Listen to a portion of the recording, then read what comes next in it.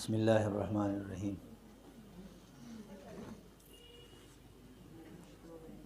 ابن مسعود رضی اللہ عنہ روایت ده کم سړی هر شپه سورې واقع وي نو په دې بلوغ او فاقه ناراضي. او ابن مسعود رضی اللہ عنہ خپل لونو ته حکم کولو چې هر شب او هر شپه هر ماښام دا صورت وایي.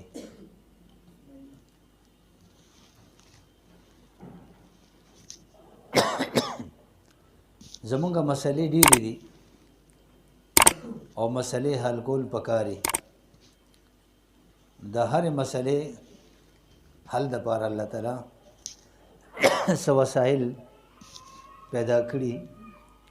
هغه وسایل کله مادي وي، مثلا موږ چې ضروریات حاجت پوره کوو نه دپاره څه کاروبار نوکري تجارت دا کوو په هغې زموږ ضروریات پوره کیږي.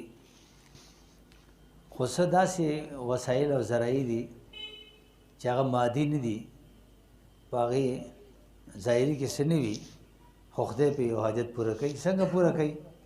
بس د هغې یو اثر یو برکت وي، لکه مونځ شو، دعا شوه، صلات حاجت شو، تقوا شوه.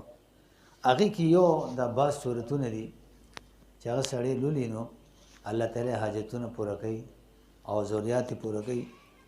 او خاص ضرورت مثلا سورې واقع کې دا د هغې اثر او برکت دی چې سړی د فاقې او د لوږې نه، لکه بعضې که د لوږې نه مړه شو او په فلانکي ځای کات او فاقه راغه.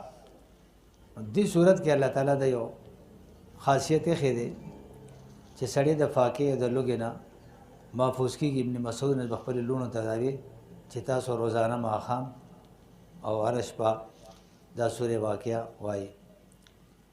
د دې یو نوم سورۃ الغنا هم دی. سورۃ الغنا د سړي زړه غني کی. حدیث کې اسم راځي الغنا غنا النفس. مالداری او غنا اصل کې دا د زړه د مال سره نه ده. یو سړي سره ډېر مال دی، هر قسمه مال دی، خو بیا هم چکر کوي چې نور ځاسې چل پکېږي، دا رانه څوک وانهلي، زړه غني نه وي. او یو سړي به زړه غني وي نو پروا هم نه وي، که لږ وي مال او که ډېر، خو زړه څه وي؟ غني وي. نو دا سورې واقع د سړي زړه غني کوي. څه کوي؟ سورې واقع د سړي زړه چې کوم دی غني کوي. نو دې لپاره خالص د دنیوي حاجات او نیتونه پکې نه دي پکار، خو چې سورې واقع وی نو خدای پاک بیا د لوږې نه محفوظ کوي. نو نیت پکې د غنی قلب کوي چې خدای زما دا قلب او زړه دا غني کې، او د آخرت په نیت سره چې ما ته پکې فایده میلاو شي.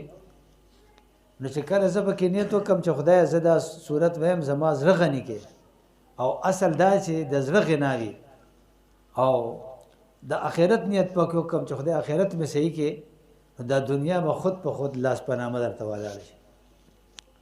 اسم د دې نیک اعمالو اثرات چې دي دا ډېر اعلی وي.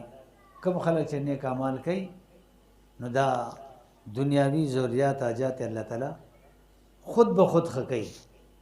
د انبیاء کرام، صحابه کرام، اولیاء کرام، علماء کرام، تاسو وایي داسې را روان دي، هغوی خپل نیک اعمال کوي، تقوا کوي، او دنیا ورپسې را رواني، او ورته خدای په خپله برابرۍ.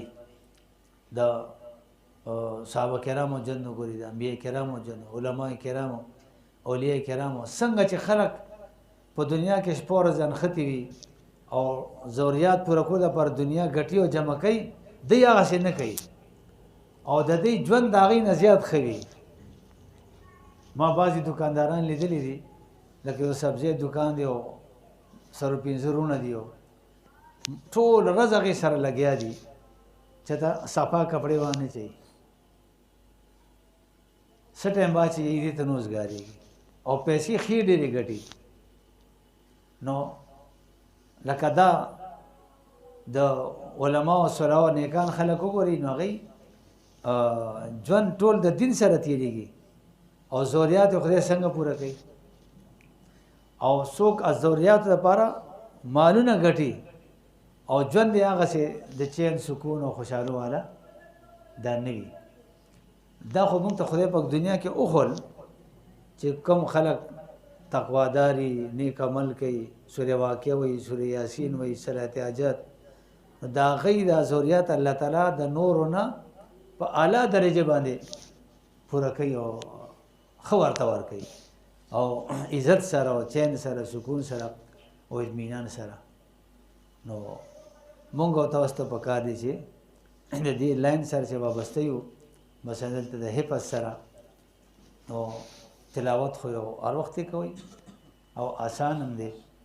نو په حدیث عمل کوي چې سوره واقعه روزانه وایي سار چې راځي په لاره سورت یاسین ویلی شي ټول حاجتونه پوره کېږي سوره واقعه سره دا ټول او چې کوم د زړه غنا ده چې اصل مقصود دی چې د سړي زړه غني وي الغنا غیر النفس چې زړه غني زړه مالدار وي نو چې زړه مالدار شو څه بني او ته به ښه خوشحاله او چې زړه مالدار نه دی هر څه به خو ته به پریشان یې دا الله تعالی دې ما ته او تاسو ته عمل توفیق راکړي او په دین باندې دا پورا د چلېدو توفیق الله نصیب کړي